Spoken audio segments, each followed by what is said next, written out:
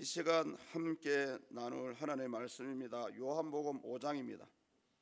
요한복음 5장 1절로 18절입니다. 요한복음 5장 1절로 18절 교독하시겠습니다. 그 후에 유대인의 명절이 되어 예수께서 예루살렘에 올라가시니라.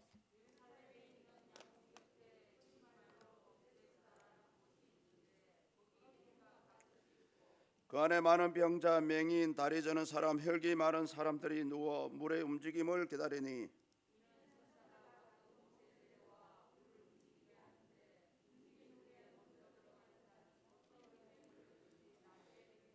거기 38해 된 병자가 있더라.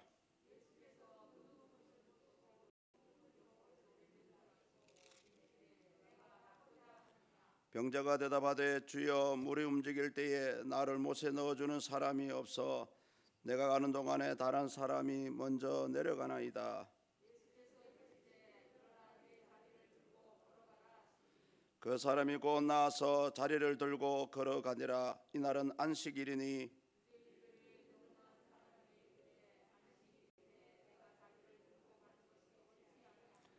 대답하되 나를 낫게 한 그가 자리를 들고 걸어가라 하더라 하니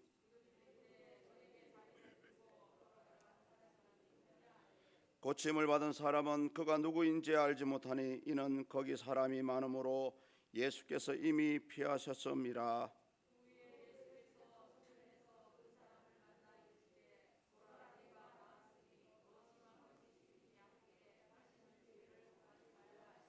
그 사람이 유대인들에게 가서 자기를 고친 이는 예수라 하니라.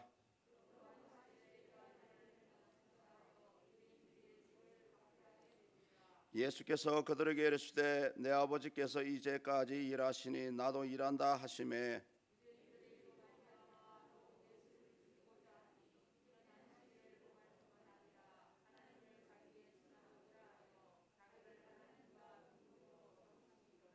아멘.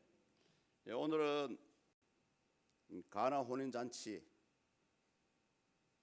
그리고 왕의 신하의 아들을 낳게 한 표적에 이어서 세 번째로 세 번째 표적의 말씀입니다. 다 아시다시피 예루살렘 성에 있는 베데스다 못에 있던 38년 된 병자를 낫게 하는 그런 이야기입니다. 그런데 이 문제는 하필이면 예수님께서 안식일에 이 병자를 낫게 하셨다는 것입니다. 오늘 본문의 내용은 아주 간단하면서도 의외로 좀 깊은 뜻이 숨어 있습니다. 1절로 9절까지가 그 병자를 치유하는 내용들을 자세하게 설명하고 있고요. 그다음에 이제 10절로 18절까지가 이제 그 후반부 내용인데 두 가지 의미가 숨어 있습니다. 38년 된 병자가 낫고 난 후에 성전에서 다시 만나서 이제 예수님께서 그 새로운 길을 제시하고 있는 그런 내용이 나오고요. 또 마지막에 보면은 이제 안식일에 병을 낫게 함으로 해서 이제 유대인들과 그 안식일 논쟁을 벌이는 그런 이야기로 이 구성이 되어 있습니다. 이 본문을 보시면은 어떤 명절인지는 알 수 없지만은 이제 예수님께서 유대인의 명절에 이제 예루살렘으로 올라가시게 되었습니다. 신학자들 사이에서는 이 어떤 명절이 무엇인지에 대해서 굉장히 논란을 많이 가지고 있습니다. 그래서 저는 일반적으로 유대인의 3대 명절인 유월절, 오순절, 장막절 중에 한 가지가 아닐까라고 그냥 편안하게 생각을 합니다. 물론 이제 약간 신학자들이 좀 비중을 두는 부분은 유월절이다라고 많이 비중을 둬요. 왜냐하면은 예수님께서 공생의 기간 동안에 예루살렘에 딱 2번 올라가셨거든요. 그것도 유월절 때.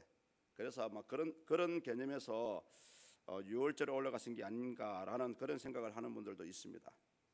그런데 어차피 이 유대인의 3대 절기만큼은 유대인들이 반드시 지켜야 할 절기입니다.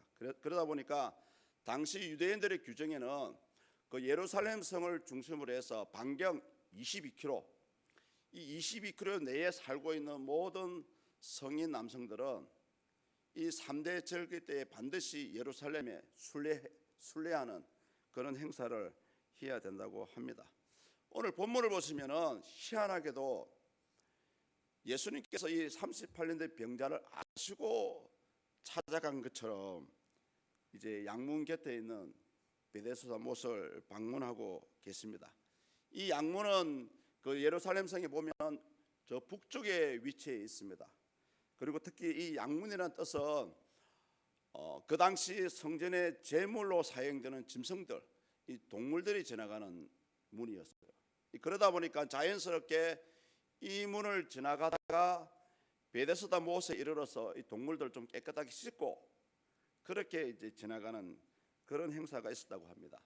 실질적으로 고고학적으로 이 베데스다 못이 발견이 되었습니다. 가보니까 그 베데스다가 있는 자리에는 이미 성앤이라는 수도원이 세워져 있고요.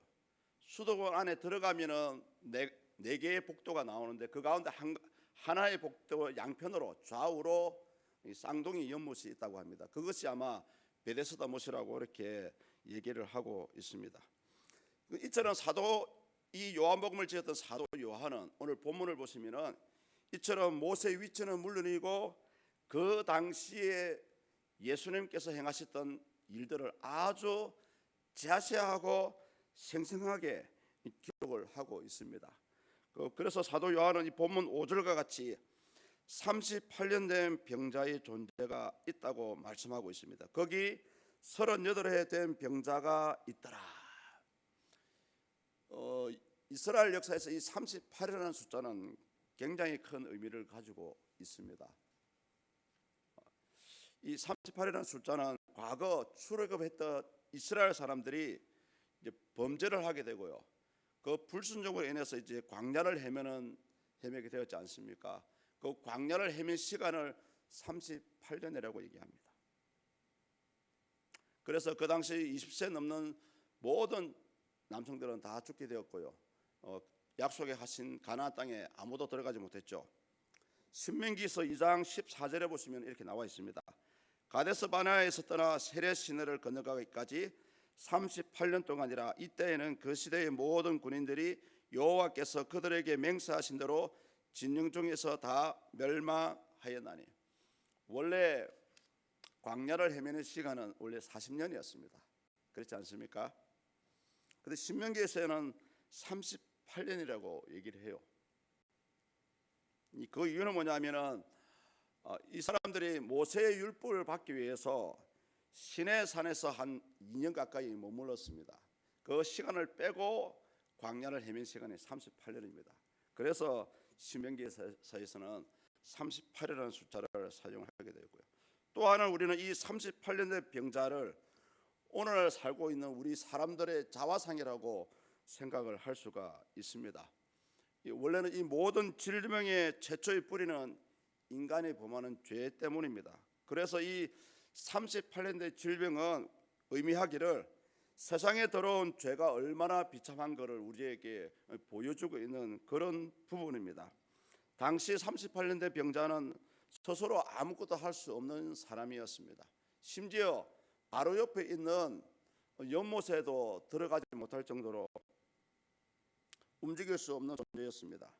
심지어 그는 누군가가 자신을 연못이 움직일 때에 동할 때에 좀 들고 넣어주기를 바라는 아주 막연한 기대감을 가지고 살아가는 그런 삶을 살고 있었습니다.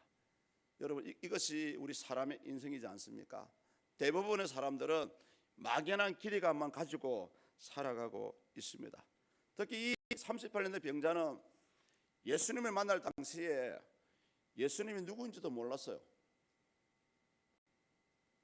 그래서 어떤 신학자들은 이 38년의 병자를 불신자다라고 이렇게 비유를 합니다만, 저는 이 불신자일 뿐만 아니고 오늘을 살아가고 있는 우리 신자들도 혹시 이 가운데 해당되는 사람이 있지 않을까라고 생각을 해보았습니다. 왜냐하면 오늘 많은 신자들이 신앙을 가지고 있다고 생각합니다. 또 무엇보다 하나님을 잘 알고 있다고 말을 해요. 그런데 정작 성경은 오늘 오히려 하나님을 믿는 사람들이 하나님을 잘못 섬기고 있다고 말씀하고 있습니다. 호세아서 4장 6절을 보십시오. 내 백성이 지식이 없으므로 망하는도다. 여러분, 어쩌면 지금 이 시간도 우리 예수 믿는 사람들 중에 누구인지는 모르겠지만 하나님을 바로 알지 못해서 멸망의 길로 가는 사람도 있다고 생각되어집니다. 물론 오늘 성경에서는 38년 된 병자가 무슨 큰 죄를 지었기 때문에 질병이 걸렸다고 말씀은 하고 있지 않습니다. 사람은 죄 때문에 질병에 걸릴 수도 있고요, 아니면은 하나님의 영광을 나타내기 위해서 병이 생기기도 합니다. 그래서 우리가 무엇보다 이 38년 된 병자를 통해서 우리가 놓치지 말아야 될 부분은 뭐냐 하면은, 구원의 길이 분명히 있음에도 불구하고 예수님을 알 기회를 놓치고 있다는 것입니다. 이것을 현실적으로 조금 더 생각해 보면은 많은 신자들이 그 문제 해결의 길을 알고 있어요. 조금 더 현실적으로 얘기하면은 예수 그리스도 안에서 복받을 기회를 알고도 있고 그런 기회를 가지고도 있습니다. 그럼에도 불구하고 정작 하나님 주시는 그런 은혜를 누리지 못하면서 살아가는 자들이 너무 많다는 거죠. 오늘 예수님께서 이런 죄인에게 찾아오셨고요, 당신이 누구인지조차 모르는 이 38년 병자에게 은혜를 베풀고 있습니다. 우리 다 같이 6절을 한번 읽겠습니다. 예수께서 그 누운 것을 보시고 병이 벌써 오래된 줄을 아시고 이르시되 내가 낫고자 하느냐. 여기서 병이 오래되었다는 것은 분명히 이 사람들은 나이는 알 수는 없지만은 38년 동안 이 병을 치료하기 위해서 분명히 노력을 했을 것입니다.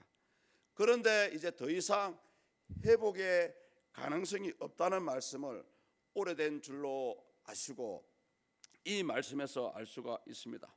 또 보십시오. 하반절에 보시면은 내가 낫고자 하느냐. 여러분, 38년 된 병자의 가장 소원이 뭡니까? 병이 낫는 것입니다. 그런데 굳이 그런 질문을 하실 필요도 없음에도 불구하고 예수님이 이 병자에게 질문을 하십니다. 내가 낫고자 하느냐. 왜 이런 말씀을 하셨을까요? 그것은 두 가지로 볼 수가 있습니다. 그 병자 자신의 그 연약함, 인간의 나약함을 인정해라는 거죠. 또 한 가지는 뭐냐면은 과연 병을 낫고자 하는 의지가 있을까라는 것을 알기 위해서 이 질문을 하셨습니다. 여러분, 38년 동안 병에 걸렸으면 이미 이 사람은 어떤 상태입니까? 이미 자신의 병이 낫기를 포기한 사람이에요. 많은 우리 크리스천들도 그렇습니다. 분명히 이 문제 해결을 예수님께서 하실 줄 알고 있습니다.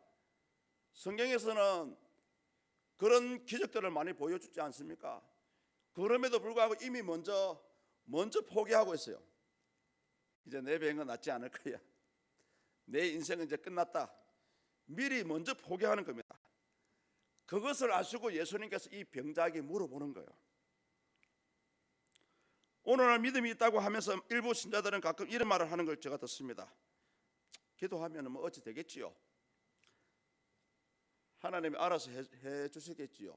여러분, 이런 얘기는 진짜 아무 믿음의 의지가 없는 막연한 소리입니다. 어떻게 보면은 본인 스스로 자포자기하는 소리와도 같습니다. 이런 고백으로는 우리는 하나님의 그런 기적과 은혜를 전혀 경험할 수 없습니다.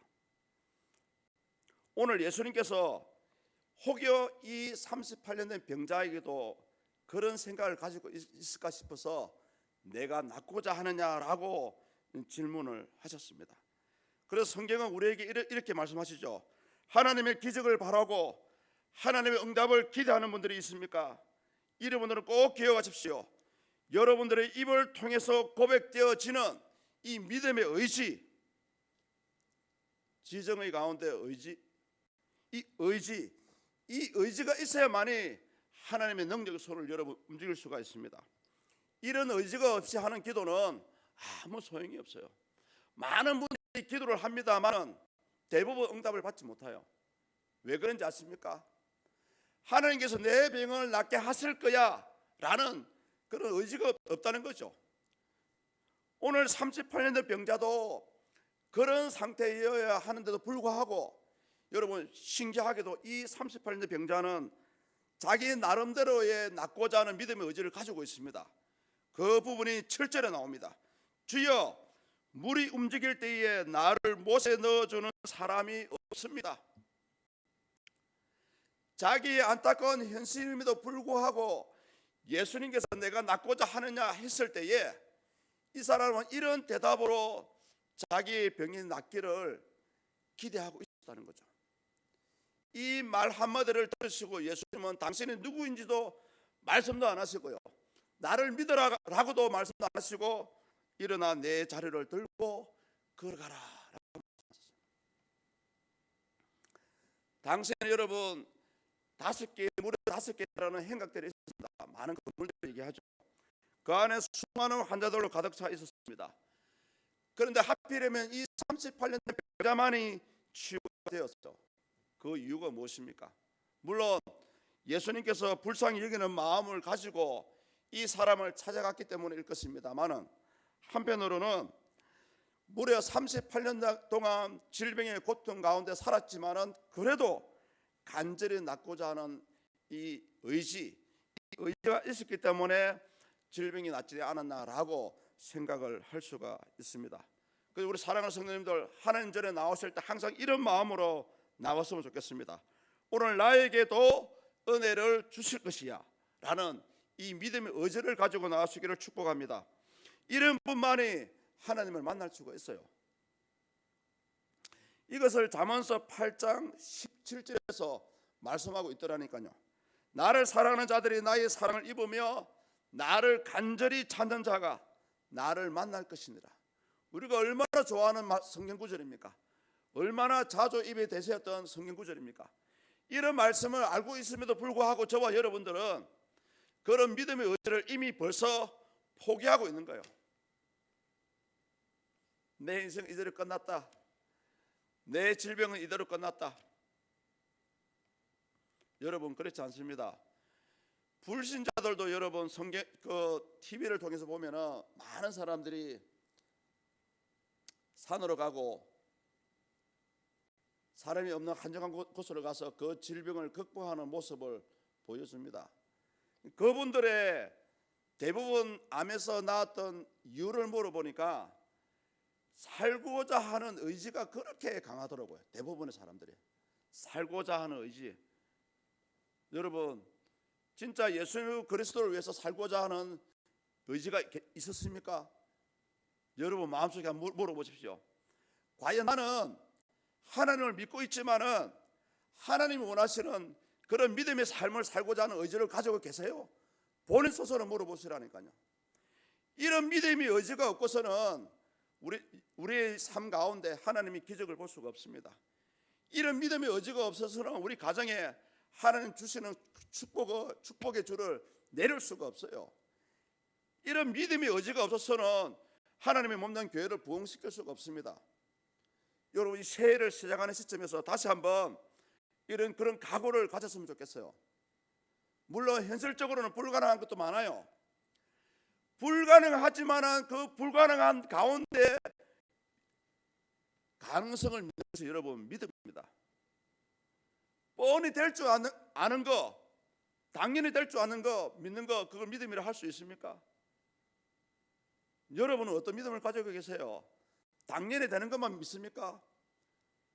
오늘 이 38년 된 병자는 38년이나 고생을 했음에도 불구하고 그래도 누군가 자신을 연못이 움직일 때에 누군가 나를 들어서 데려다 주기를 원하는 그런 마음으로 이 38년을 지냈던 것입니다. 다음으로 저와 여러분들이 생각할 것은 이 육체의 문제가 해결된 후에 반드시 영혼의 문제도 해결되어야 된다는 것입니다. 혹여 하나님의 은혜로 믿음으로 신앙으로 문제 해결을 받고 싶은 분들은 이 14절, 본문 14절을 꼭 기억하십시오. 다 같이 한번 읽어보겠습니다. 그 후에 예수께서 성전에서 그 사람을 만나 이르시되 보라, 내가 나았으니 더 심한 것이 생기지 않게 다시는 죄를 범하지 말라 하시니. 아멘. 사실 이 구절은 우리 예수님께서 이 38년 된 병자를 다시 성전에서 만나서 새로운 길을 제시하고 있는 부분입니다. 분명히 예수님께서 더 심한 것이 생기지 않게 다시는 죄를 범하지 말라라고 말씀하고 있습니다. 이 말씀은 뭐냐면은 이 38년 된 병자의 병의 원인이 바로 죄라고 얘기하는 거예요. 죄라고 찝어주는 겁니다. 이 말씀을 우리가 다시 한번 역어로 해석해 보겠습니다. 죄를 범하게 되면은 다시 더 심한 질병이 생길 수 있다는 그런 말씀입니다. 성경에 보니까 이 죄를 범한다는 것은 원문에서는 관역을 마치지 못한다라고 이렇게 해석이 되어 있더라고요. 그래서 이 관역이 뭐냐면은 하나님께서 정해놓으신 기준이 있습니다. 그 기준에 벗어나는 것, 그 기준을 어기는 것이 바로 여러분 죄입니다.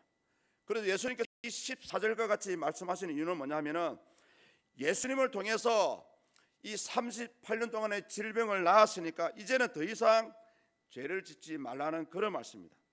다시 말해서 이제는 과거의 죄를 용서받았으니까 인생의 문제가 해결되었기 때문에 이제는 과거에 연연하지 말고 앞으로는 예수님과의 연결고리를 끊지 말라는 그런 말씀입니다. 한마디로 믿음 있는 신앙생활을 살아라고 하시는 부분이거든요. 여러분 혹시 이런 얘기 들어보셨습니까? 많은 환자들이 영성이 좋은 분한테 가서 기도로서 치유를 받습니다. 그런 얘기를 저도 많이 들어요. 거기까지는 좋아요. 그런데 또 돌려오기를 몇 달이 못 되어서 그 질병이 재발되었다는 이런 소식을 또 들어요. 여러분 왜 그런지 아십니까? 그 기도해 준 분이 잘못 기도해 준 게 아니고요. 그 질병을 낳은 사람이 다시 과거에 얽매였던 죄에 과거에 얽매였던 잘못된 신앙생활을 했기 때문에 그 죄 때문에 질병이 재발된 것입니다. 오늘 예수님께서도 이 38년 된 병자에게 하시는 말씀이 너의 질병의 원인이 죄이기 때문에 다시는 그런 과거의 잘못된 행실들을 버리라고 말씀하시는 부분입니다. 이제 마지막으로 우리는 이제 안식일에 병을 고치신 예수님과 유대인들 사이의 그 안식일 논쟁에 대해서 한번 생각을 해 보아야 됩니다.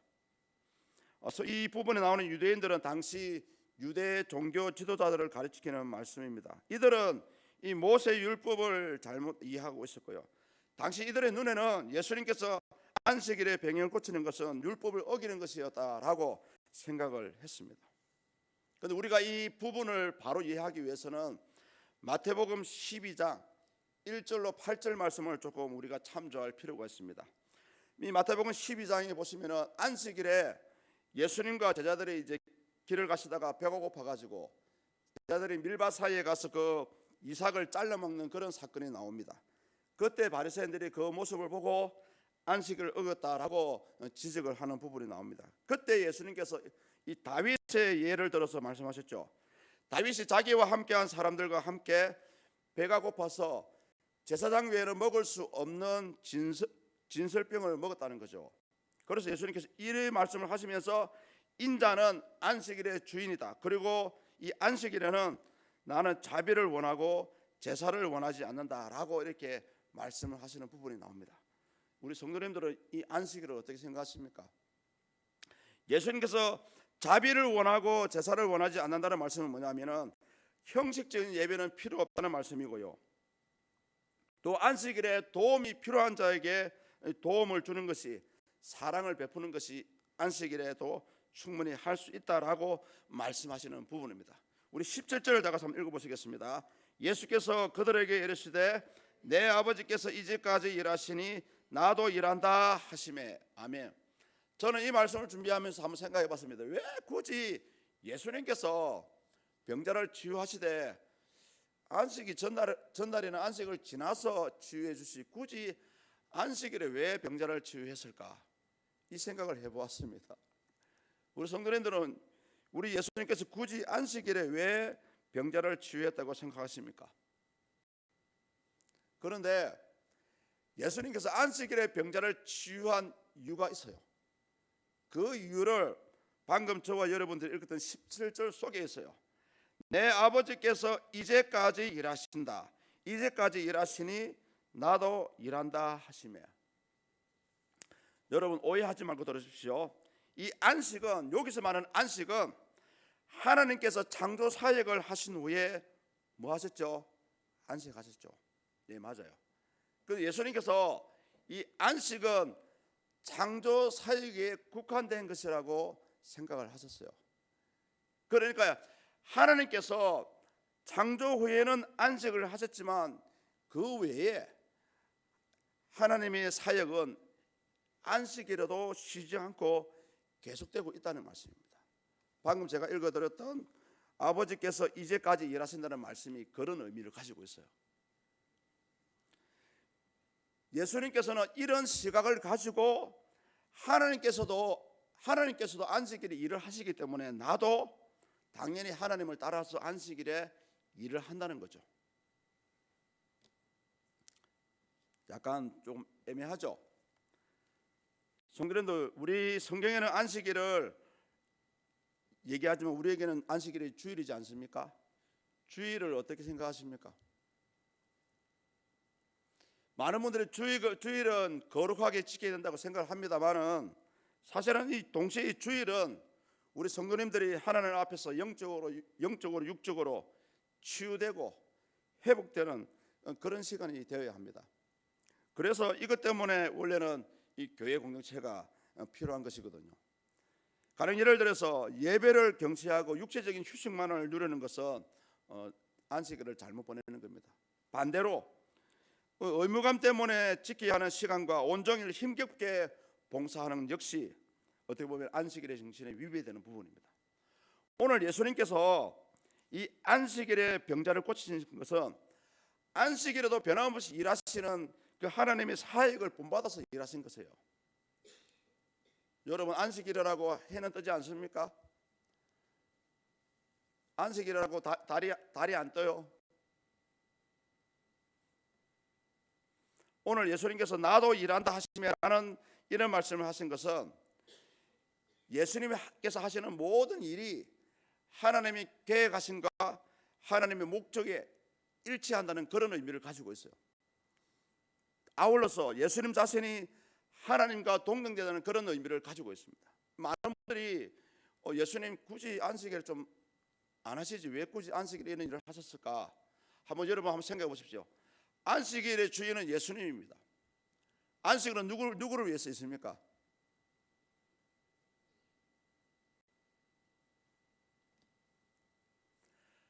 안식일은 누구를 위해서 했어요? 당연히 예수님을 위해서 있지만 아울러서 예수 믿는 저와 여러분을 위해서도 있습니다. 사람이 6일 동안 열심히 일하고 7일째 쉬지 않으면 어떻게 되겠습니까? 얼마 못 가 죽어요. 우리 하나님께서 창조하신 후에 7일째 안식하신 것은 그 창조의 사역에 봤을 때에 안식을 하신 부분이고요. 오늘 우리 예수님께서 안식일에 병자를 낫게 하신 것은 그 외의 사역은 우리 하나님도 안식일에 어김없이 일하고 계신다는 것입니다. 오늘 그런 개념에서 예수님께서도 안식일에 병자를 치유하셨던 것입니다. 오늘 말씀 한번 정리해 보겠습니다. 우리는 이 38년대 병자를 고치는 이 표적에 너무 관심을 가지는 경우가 많습니다만 사실은 이 병자를 치유한 표적보다는 예수님께서 이 치료한 것에 그치지 않고 새로운 삶을 살 수 있도록 삶의 방향을 제시하고 있는 그 부분에 우리는 관심을 가져야 합니다. 어떻게 보면 이 38년의 병자는 오늘날 저와 여러분을 대표하는 자화상이라 할 수가 있습니다. 그렇다면 우리가 예수님 믿기 전에 삶의 모습하고요 예수님 믿은 후의 삶의 모습을 한번 생각해 보십시오. 오늘 예수님께서 38년의 병자에게 다시는 죄를 범하지 말라라고 말씀하셨습니다. 다시는 예수 믿기 전에 삶의 모습으로 돌아가지 말라라고 말씀하시는 겁니다. 그것이 바로 저와 여러분들이 살아야 할 새로운 길입니다. 그래서 죄는 우리를 영적으로 육적으로 병들게 하는 주범입니다. 무엇보다 하나님께서 정해놓으신 그 기준을 어기는 것이 바로 여러분 죄입니다. 그래서 우리는 어찌됐든 간에 이 땅에 살아가는 동안에 하나님의 말씀 안에서 살아가기 위해서 우리는 몸부림을 쳐야 됩니다. 또 한 가지는 뭐냐면 안식일의 주인은 예수님이 사실이에요. 오늘 예수님께서 이 안식일에 자비를 원하고 제사를 원하지 않는다는 말씀에서 우리는 지혜를 구해야 됩니다. 형식적인 예배, 의무감에 따라 하는 주일 봉사는 아무 의미가 없습니다. 예수님이 원하시는 안식은 이 안식일이라 할지라도 사랑을 베풀어야 하는 곳에 사랑을 베풀으라는 것입니다. 무엇보다 이 안식을 통해서 영적으로 육적으로 저와 여러분들이 치유되고 회복되어야 된다는 것을 이 38년대 병자를 통해서 말씀하시는 거예요. 아무리 교회 나와서 예배드리고요, 아무리 교회 나와서 열심히 봉사한다 할지라도 저와 여러분들 자신들이 치유되지 않고 회복되지 않는다면 무슨 소용이 있습니까? 오늘 예수님께서 38년대 병자를 치유하신 목적이 바로 그겁니다. 안식일에 나오는, 주일에 나오는 모든 주의 백성들은 예배를 통해서 영적으로 치유가 되어야 됩니다. 예배를 통해서 육적으로도 치유가 되어야 됩니다. 예배를 통해서 여러분의 삶의 모습도 회복이 되어야 돼요. 이것이 우리 예수님께서 원하시는 삶의 모습들입니다. 그런데 중요한 것은 뭐냐? 오늘 38년대 병자가 예수님의 택함을 받고 치유받을 수 있었던 이유는 뭐냐면은, 비록 내가 38년 동안 질병에 얽매여 있었지만은 그래도 낫고자 하는 의지를 가지고 있었다는 거죠. 여러분 교회 나오실 때마다 오늘 어떠한 생각과 어떠한 마음을 가지고 나오십니까? 오늘 38년 된 병자와 같이 내 생각과 내 믿음으로서는 불가능해요. 그렇지만 하나님, 나는 나의 질병이, 나의 인생의 문제가 치유되기 원합니다. 나의 삶의 형편이 지금은 아무것도 가진 것 없지만은 하나님 언젠가는 대박이 날 줄 믿습니다. 이런 삶의 변화를 기대하고 나오는 자만이 하나님 원하시는 삶을 누릴 수가 있다는 거죠. 믿음 안에서. 많은 분들이 교회를 떠나가요. 왜 떠나갑니까? 교회를 다녀봐야 아무 덕이 없거든요.